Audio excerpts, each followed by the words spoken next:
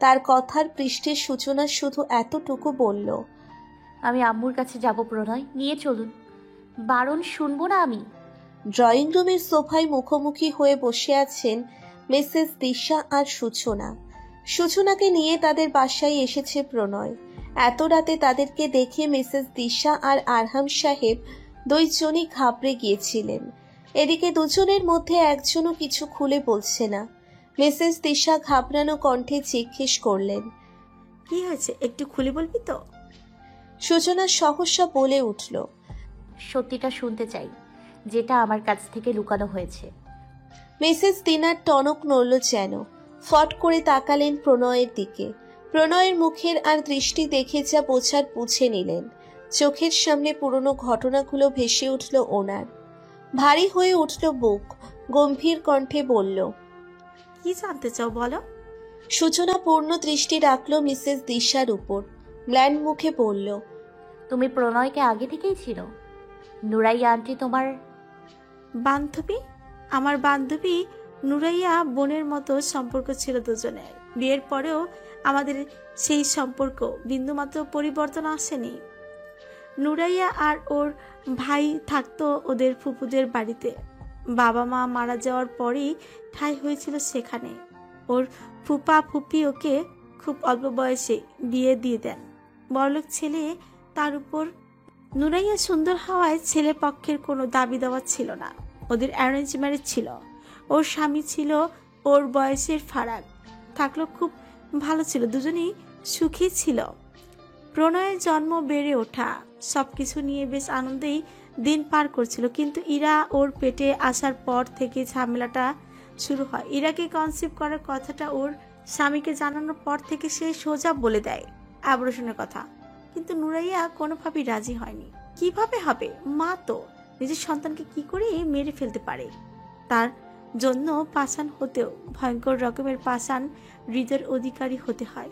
কিন্তু নুরাইয়া তো একদম মোমের ন্যায় ছিল, হালকা তাপে গলে যাওয়ার মতো সহজ সরল একদম। তাই তো নিজের স্বামীর পরকীয়া সম্পর্কে ঘুণাক্ষরেও টের পায়নি। সন্দেহ জিনিসটা আসেইনি ওর মাথায়। বড্ড বিশ্বাস করতো যে রোজ রোজ এই প্রেগনেন্সি নিয়ে ঝগড়াই হতো তাদের। আমিও প্রেগনেন্ট ছিলাম তখন। 9 মাসে তুই পেটে এসেছিলি। ওই অবস্থায় আমার পক্ষে সম্ভব হয়নি ওকে দেখতে যাওয়ার। কিন্তু সবই ঘটনাই বলেছিল আমাকে। নুরাইয়া ওর প্রেগনেন্সি 7 মাসের সময় জানতে পারে ওর স্বামী পরকীয়ার কথা। বিশ্বাস ভেঙে চুরমার হওয়ার পরও নিজেকে সামলিয়ে নিয়েছিল। প্রেগনেন্সির 9টা মাস পীড়াদায়ক ছিল ওর জন্য, কিন্তু ও সবকিছু ছাপিয়ে নিজের সন্তানকে জন্ম দিয়েছে। হসপিটালের পেমেন্ট, ওকে বাসায় নিয়ে যাওয়া সব ওর স্বামী করেছিল। কিন্তু টাকা দেয়া ছাড়া স্ত্রী সন্তানের কোনো কিছুই ওর খেয়াল ছিল না। তারপরেও একদিন নুরাইয়া সামনাসামনি তাকে বলে দিল যে সে জানে তার পরকীয়ার কথা। এতে লাভ তার স্বামীরই হয়েছে। এতদিন যে লুকিয়ে চুরিয়ে করত, সত্য সেটা বন্ধ হয়ে গেল। তারপর থেকে লোক সম্মুখে শুরু হলো নোংরামি। ছেলে মেয়ের মুখের দিকে তাকিয়ে নুরাইয়া পড়েছিল সেখানে। কিন্তু তারপর তারপর তারপর সব শেষ হয়ে গেল এক রাতে। তুই ছোট ছিলি, 1 বছর কয় মাস হবে। 2005 সালে 30শে ডিসেম্বর প্রণয়ের জন্মদিন ছিল, 12তম জন্মদিন। নুরাইয়া আমাদেরও দাওয়াত করেছিল, কিন্তু যাওয়া হয়নি কারণ তুই সেদিন অনেক বেশি অসুস্থ ছিলি। তাই যখন বললাম তুই অসুস্থ, যেতে পারবো না, ও তোর খেয়াল রাখার জন্য এক গাদা জ্ঞান দিল। আর সেটাই ছিল ওর সাথে আমার শেষ কথোপকথন। মিসেস দিশা শেষের কথাখানি বলতে বলতে ফুপিয়ে কেঁদে উঠলেন। সূচনাও কাঁদছে। প্রণয় স্বাভাবিকভাবেই বসে আছে। তার পাশে নত মস্তকে বসে আছেন আরহাম সাহেব। ওনার চোখ জোড়াও ছলছল করছে। স্ত্রীর এই প্রিয় বান্ধবীর সম্পর্কে তো উনিও জানেন, তার করুণ মৃত্যুর কথা জানেন। মিসেস দিশা নিজেকে সংযত করলেন, আবারও বলা শুরু করলেন, তখন রাত 3টা কি তার একটু কম হবে। কলিং বেলের আওয়াজে দরজায় বিরতিহীন করা খাতে আর ভীত কণ্ঠের আন্টি ডাক শুনে যখন দরজা খুললাম, থুপ করেই উঠল। প্রণয় দাঁড়িয়ে আছে ছোট্ট ইরাকে নিয়ে, ঘেমে নিয়ে একাকার অবস্থা। তার বড় বড় দম নিচ্ছিল সে। কিছুটা বলার আগে এক প্রকার দৌড়ে এসে ঘরে ঢুকে সদর দরজা বন্ধ করে দেয়। তোর আব্বু আর আমি বারবার জিজ্ঞেস করেছিলাম কি হয়েছে কি হয়েছে। তার পৃষ্ঠে সে এতটুকুই বলেছিল, আন্টি এরাকে একটু ঘুম পাড়িয়ে দিবেন। তার কোল থেকে ছোট্ট প্রাণটাকে নিয়ে গেলাম রুমে। পরিশ্রম করতে হলো না, খুব তাড়াতাড়ি ঘুমিয়ে গেল। ঘুমন্ত তোর পাশে শুয়ে রেখে বাইরে আসলাম। তারপর সে নির্মল সত্যের মুখোমুখি হলাম। নুরাইয়ার মৃত্যুর খবরে আমি ভেঙে পড়েছিলাম, একদম দম বন্ধ হয়ে যাচ্ছিল, বুক ফেটে কান্না আসতো। শুধু ভাবতাম আমারই এই অবস্থা, প্রণয়ের অবস্থা কেমন। কিন্তু ছেলেটা একেবারে পাথরের ন্যায় হয়ে গিয়েছিল। কান্না করতে দেখিনি আমি একেবারেও। ওর আত্মীয় স্বজনদের সাথে এমনিতেও সম্পর্ক ছিল না, আর যখন শুনল সে আত্মহত্যা করেছে তখন ঝামেলায় জড়িয়ে যাবে ভেবে বিধায় আর পরিচয় দেয়নি।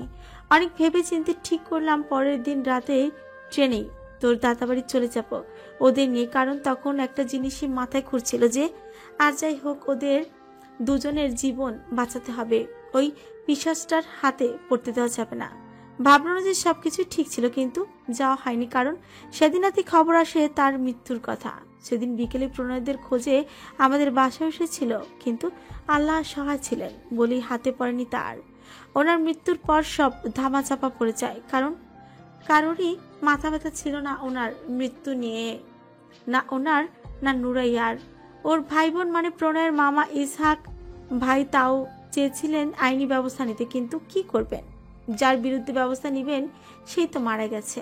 আর তার মৃত্যুর আগে সবকিছু টাকা দিয়ে যা করার করে গিয়েছিল, আর উনি প্রণয় আর ইরার কথা ভেবে আর কিছুই বলেনি। তখন আর্থিক অবস্থাও তেমন উন্নত ছিল না, শুধু প্রণয় আর ইরাকে নিজের কাছে নিয়ে গিয়েছিলেন উনি।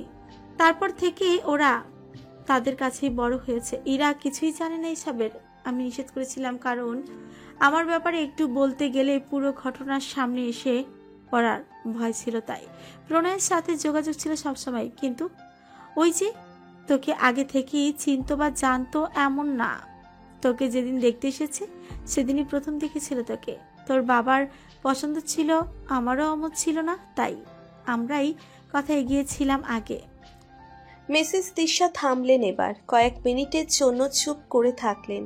হুট করে সূচনার এক হাত নিচের হাতে নিয়ে বললেন, শোন, ইরাকে যে কারণে বলিনি তোকেও সে কারণে বলিনি। ওই ঘটনার বর্ণনা করতে চাইনি সেটা আবার সামনে আসুক, কিন্তু বিয়ের পরে প্রণয়ই বলেছিল যে সময় হলে সে সব বলে দিবে তোকে। তুই ভুল বুঝিস না কাউকে। সূচনা ক্রন্দনরত কণ্ঠে বলল, আমি ভুল বুঝছি না আম্মু, আমারই দোষ। আমি তাড়াহুড়ো করেছি, না হলে এমনভাবে সবটা সামনে আসতো না। আমাকে মাফ করে দিও। আই এম সরি আম্মু। মিসেস তিশা কিছু না বলে সূচনাকে জড়িয়ে ধরলেন। তাদের মা মেয়ের মিষ্টি মুহূর্তের সাক্ষী হলেন আরহাম সাহেব আর প্রণয়। সূচনাকে ছেড়ে দিয়ে মিসেস তিশা প্রণয়ের কাছে গেলেন। প্রণয়ের মাথায় হাত রেখে বললেন, শোন বাবা, আমি তোর পাশে ছিলাম না, এখনো কিন্তু আছি, আর আমি যতদিন বেঁচে আছি থাকবো, বুঝেছিস? প্রণয় বাধ্য ছেলের মতন হাসি টেনে মাথা দুদিকে নাড়ালো। মিসেস তিশা আর আরহাম সাহেব রুমে চলে গেলেন তাদের। তারা যেতেই প্রণয় সূচনাকে উদ্দেশ্য করে বলল, রুমে যাওয়া যাবে? সূচনা পানিতে টইটম্বুর আঁখি চোরা প্রণয়ের দিকে তাক করলো, মাথা দুদিকে নাড়িয়ে নিচু স্বরে বলল, চলুন। ফ্রেশ হয়ে এসে সোজা বেডে শুয়ে পড়েছে সূচনা।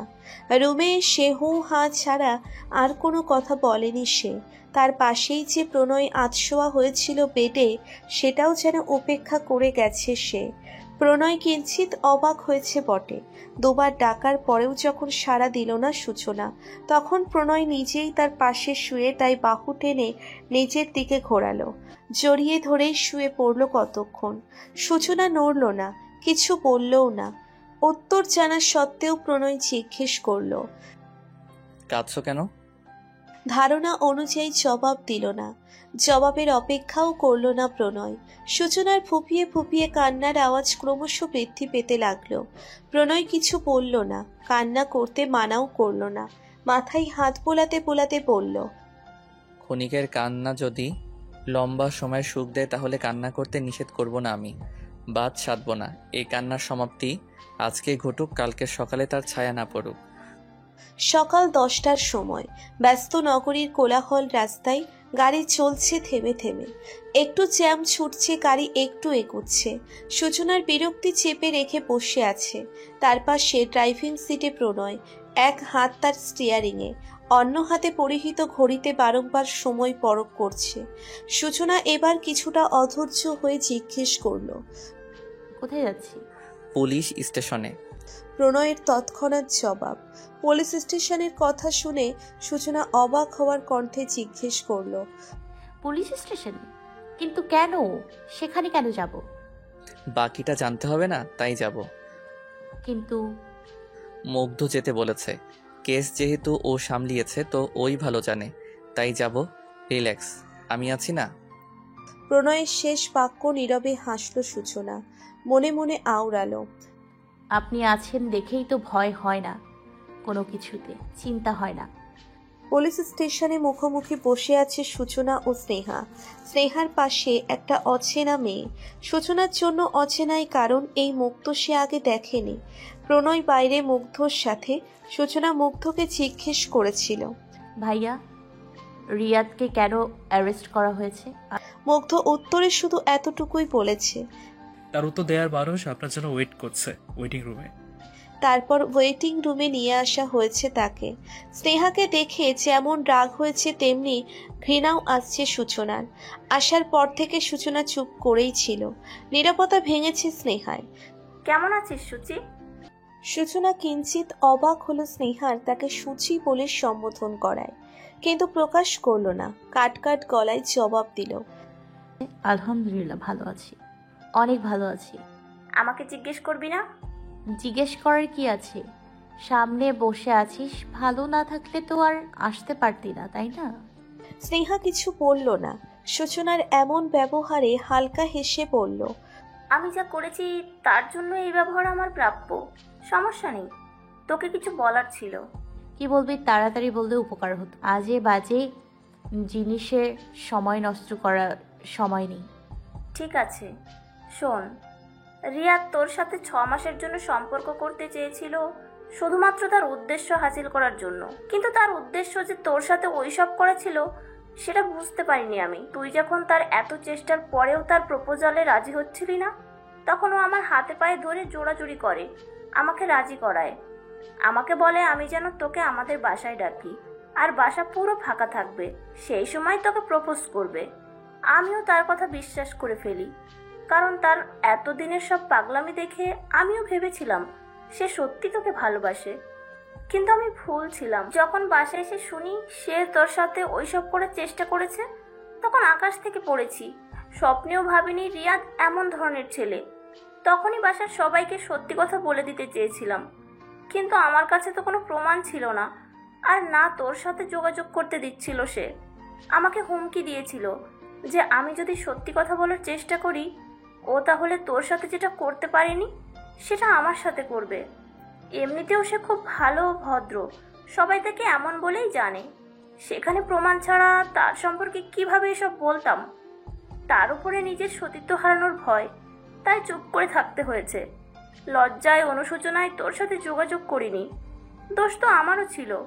আমি যদি ওর কথা বিশ্বাস না করে তোকে ওর সাথে একা না ছাড়তাম, তাহলে তো আর এত কিছু হতোই না। শেষ পরীক্ষার দিন যখন তোর সাথে দেখা করলাম আর তুই তার কথা জিজ্ঞেস করলি, তখন রাগ হলো খুব।